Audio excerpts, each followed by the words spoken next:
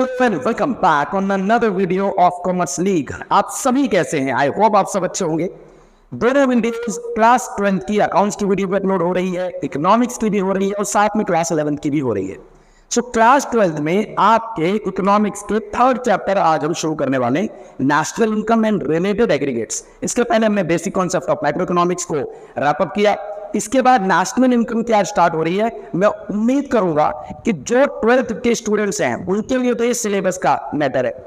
जो लोग यूपीएससी का एग्जाम तैयारी कर रहे हैं अपनी प्री और मेंस की, या जो लोग BTO की तैयारी कर रहे हैं, या जिन लोगों के लिए सिलेबस में आने वाला है, वीडियो को पूरा देखना, बहुत इंटरेस्टिंग होने वाली है। बहुत ईजी वे में इस सबसे कॉम्प्लेक्स चैप्टर को मैं आपको समझा देने वाला हूँ।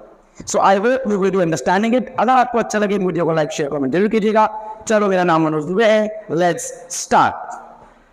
So guys, we have this national income.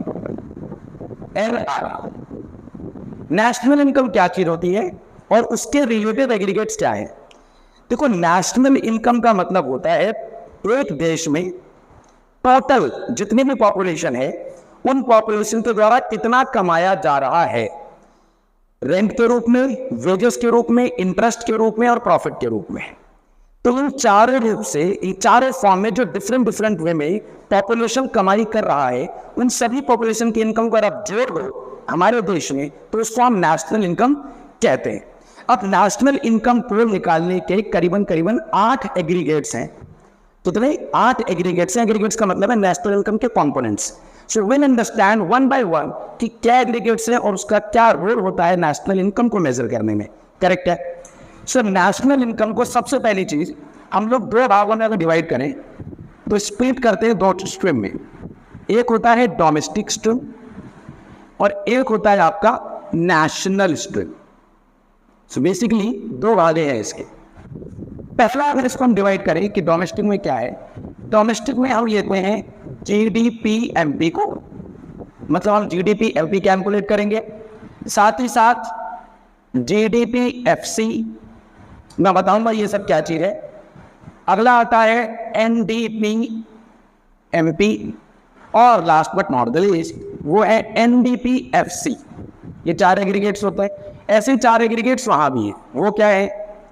GNP market price, again ND मत लगाओ, N लगा लो, सॉरी, NNP-MP, साथ ही में GNP-FC और NNP-FC।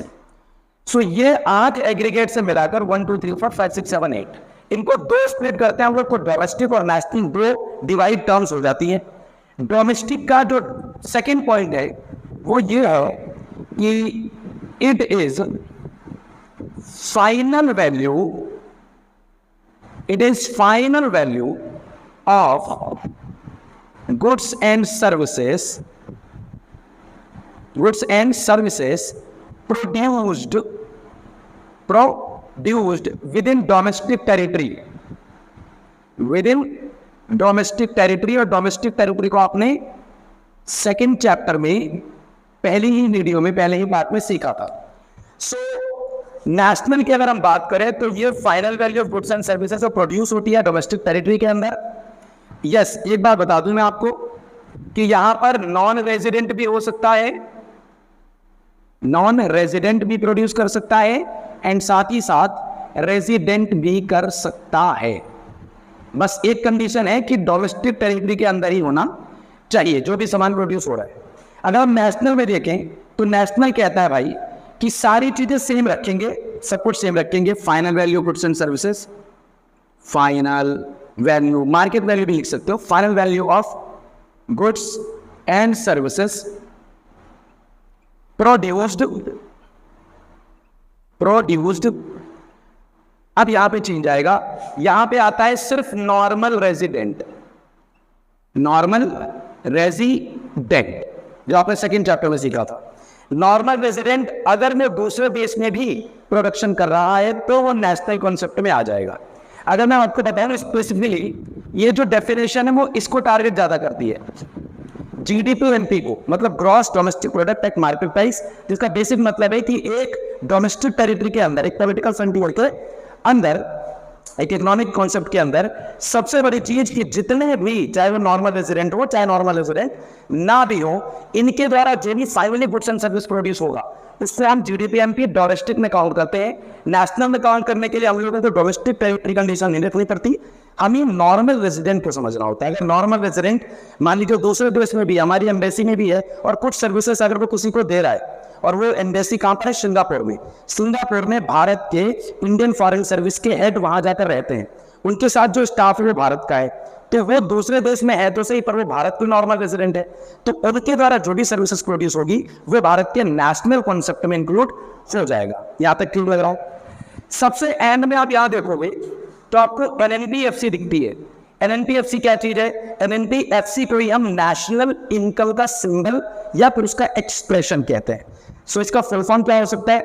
एन से होता है नेट, फिर national product at factor cost. So ये जितने भी आपको चीज दिख रही है, ये सारा कॉन्टेंट वो किस लिए रहा है, ये वहीं तक पहुंचने के लिए हो रहा है। एनएनपीएफसी क्वेश्चंस के अंदर हमेशा आपको सिर्फ और सिर्फ एनएनपीएफसी नहीं पूछते, या कई बार इंफॉर्मेशन जो क्वेश्चन में गिवन होगी वो इनको निकालने के लिए होगी, 1 2 3 4 5 6 7, लेकिन हमको इनसे पहुंचना का है फाइनली नेशनल इनकम पे। तो सबसे पहले अब इसका हम कन्वर्जन सीखेंगे। डोमेस्टिक समझ में आ गई बात, नेशनल समझ में आ गई। डोमेस्टिक के अंदर हम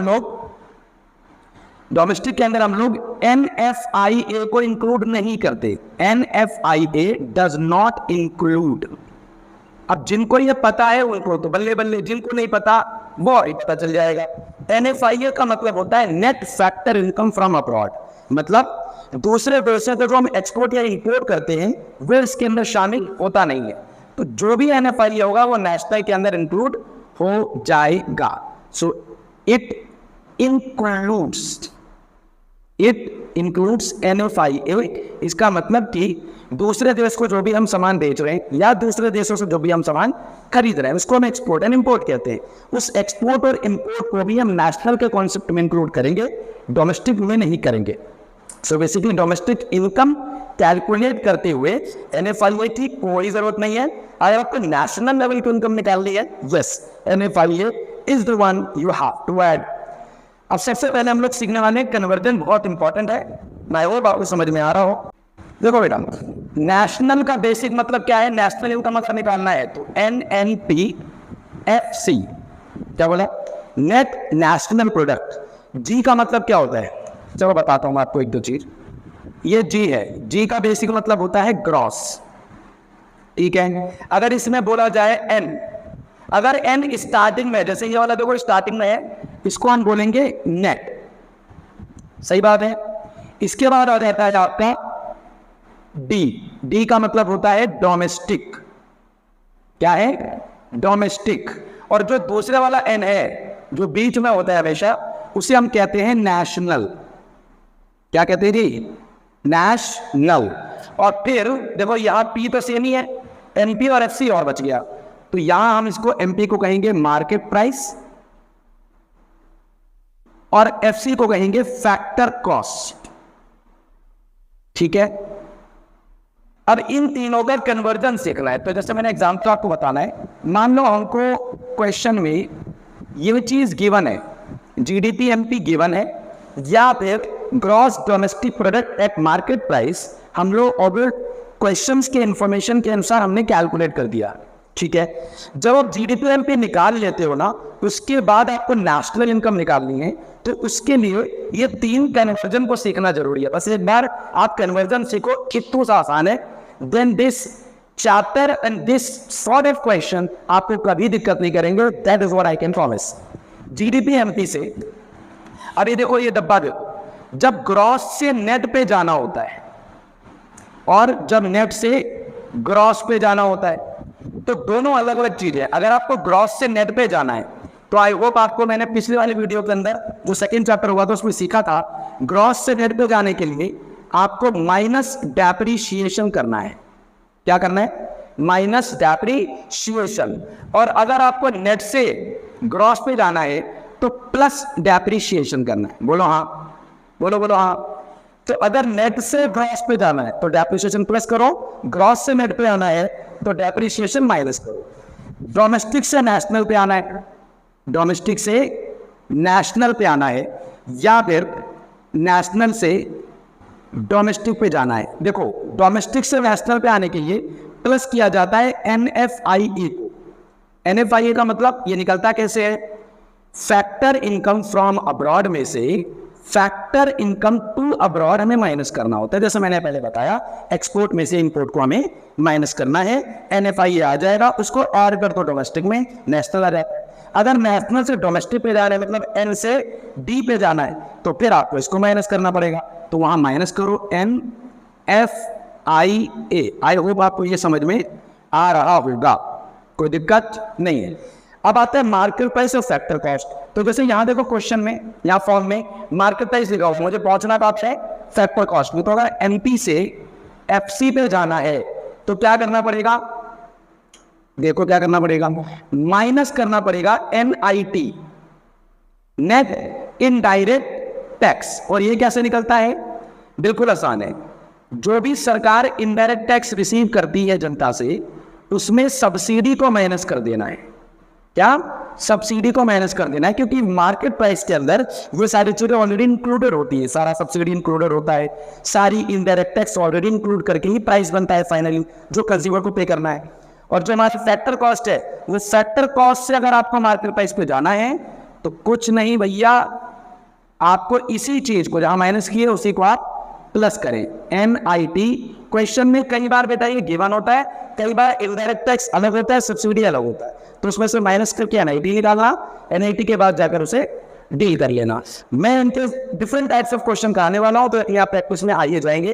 अब यहाँ आते हैं, अगर ये सीख लिया तो देखो ग्रॉस से नेट पे जाना है, क्या करना पड़ेगा बताओ, ग्रॉस से नेट पे जाने के लिए क्या करना था, माइनस डेप्रीशिएशन।